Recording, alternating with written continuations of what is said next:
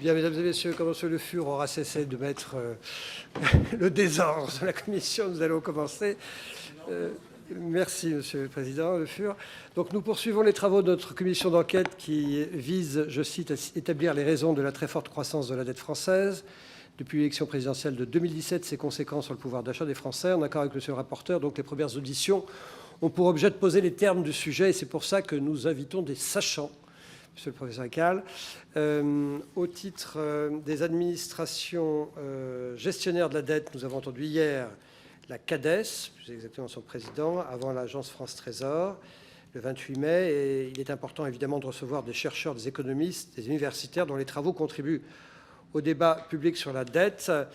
Le premier invité de ce jour est M. François Ecal, qui est conseiller maître honoraire à la Cour des comptes, président de l'association FIPECO. M. Ecal est un des experts unanimement reconnus des questions de finances publiques, d'endettement en particulier. Et ceux qui n'ont pas visité, je les invite à s'abonner et à lire très régulièrement ces publications qui sont riches d'enseignements. M. Ecal, nous sommes absolument ravi de vous avoir et je vous remercie d'avoir répondu à notre invitation. Je vais vous donner la parole pour une courte intervention liminaire de quelques minutes, si vous voulez bien. Puis ensuite, nous vous soumettrons à la question.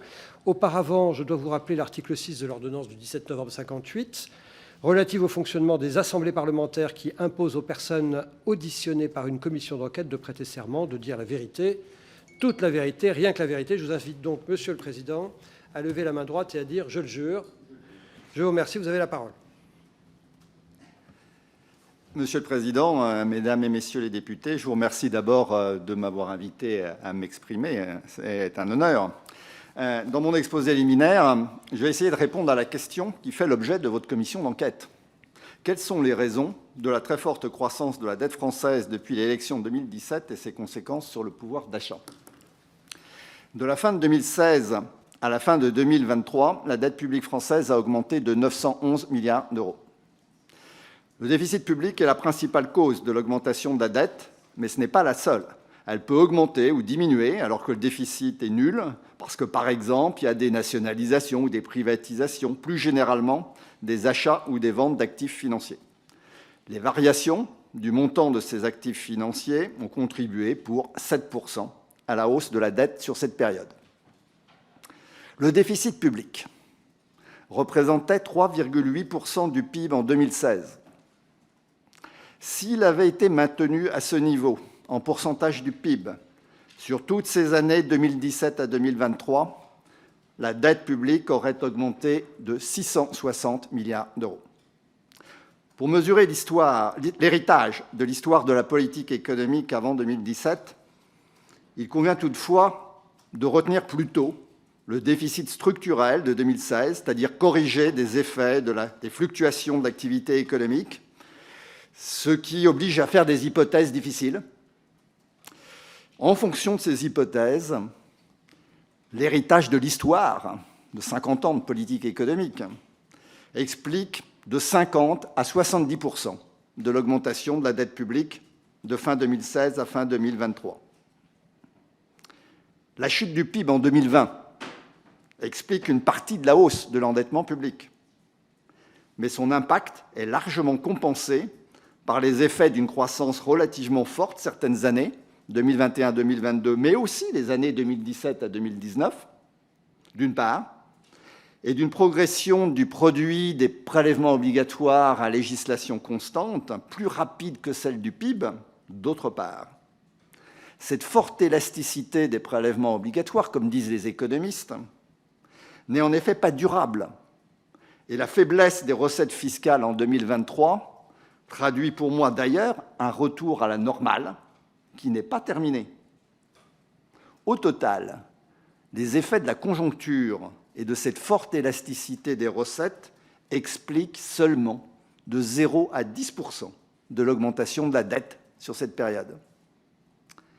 Par différence avec les effets précédents, les mesures de hausse ou de baisse des dépenses et des recettes publiques au cours de cette période qui ont été mises en œuvre, donc de 2017 à 2023, expliquent entre 20 et 35% des 911 milliards de hausse de la dette publique.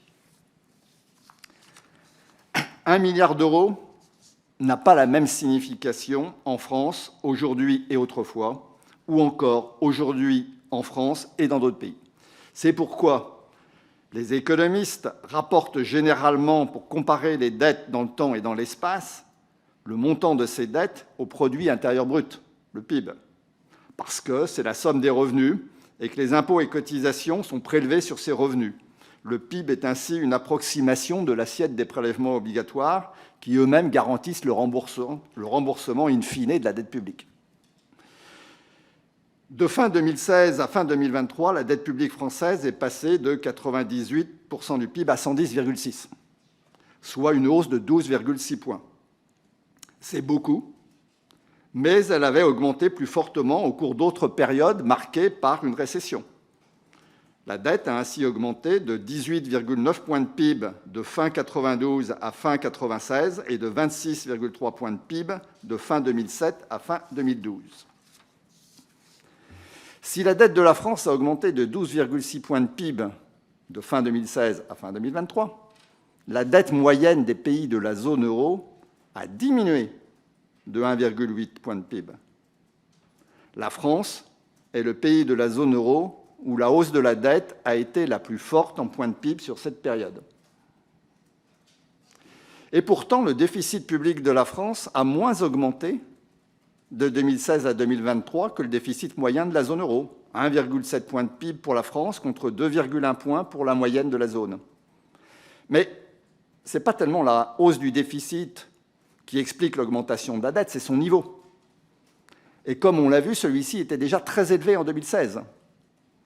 À 3,8% du PIB en 2016, il était alors le deuxième de la zone euro. Et même si ensuite il a un peu moins augmenté que la moyenne, il est resté parmi les plus élevés. En 2023, il était encore le deuxième de la zone euro. Et donc la hausse de la dette publique française de 2016 à 2023 a été plus forte que celle des autres pays de la zone euro, en grande partie parce que le déficit public était déjà très élevé en 2016, ce qui renvoie à ce que j'ai expliqué tout à l'heure sur les causes de cet endettement.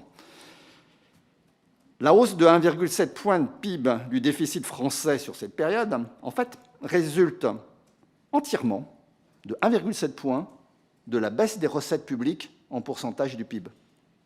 Les dépenses publiques en pourcentage du PIB en 2023 sont au même niveau qu'en 2016. Au contraire, si je puis dire, dans la zone euro, la hausse de 2,1 points du déficit sur cette même période résulte entièrement d'une augmentation de 2,1 points de PIB des dépenses. Rien du côté des recettes. Autrement dit, la hausse du déficit français s'explique par des pertes de recettes, alors que celle des autres pays de la zone euro résulte d'une hausse des dépenses, ce qui ne nous empêche pas d'avoir les dépenses publiques les plus élevées de la zone. Il était souhaitable de réduire les prélèvements obligatoires, mais il fallait d'abord réduire les dépenses et ne pas mettre la charrue avant les bœufs, si vous me permettez cette expression. D'autres gouvernements français avaient commis cette même erreur bien avant 2017. Et c'est pour moi une des causes importantes de l'augmentation de la dette publique depuis 50 ans. En fait, en empruntant, au lieu de réduire les dépenses ou d'augmenter les recettes, nous préservons le pouvoir d'achat des ménages, pour répondre à votre deuxième question. Le pouvoir d'achat des ménages et la compétitivité des entreprises. Mais nous remettons le problème à plus tard.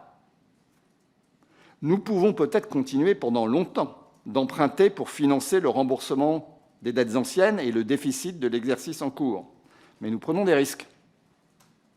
Les créanciers de l'État pourraient un jour s'inquiéter de notre capacité de remboursement et ajouter une prime de risque de plus en plus forte au taux d'intérêt auquel nous empruntons, provoquant ainsi un emballement incontrôlé de la dette. Certes, la Banque centrale européenne a les moyens juridiques et financiers de l'empêcher, mais elle ne peut intervenir que si elle considère que notre dette publique est soutenable, ce qui veut dire qu'elle pourrait alors nous obliger à mettre en œuvre des mesures de redressement drastiques, au détriment, cette fois, du pouvoir d'achat des ménages ou de la compétitivité des entreprises.